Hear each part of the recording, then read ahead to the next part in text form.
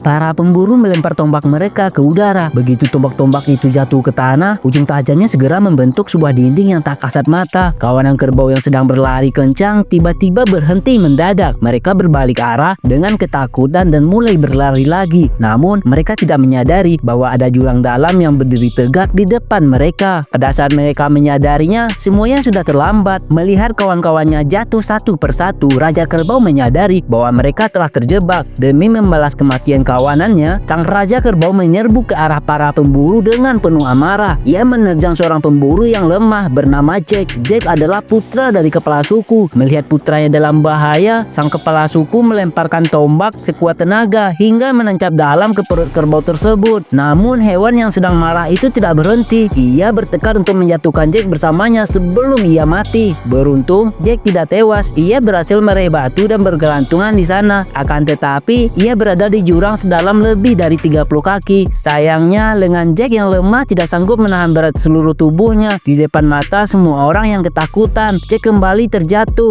Ayahnya terus berteriak siang dan malam, namun tidak mendapat jawaban. Menyadari kenyataan pahit itu, sang ayah merasa sangat hancur. Ia terpaksa menerima kematian putranya tanpa mengetahui bahwa takdir masih berpihak kepada Jack. Jack terjatuh ke dalam jurang, namun sebuah batu besar menyelamatkan nyawanya. Bau daging yang membusuk menarik perhatian seekor burung.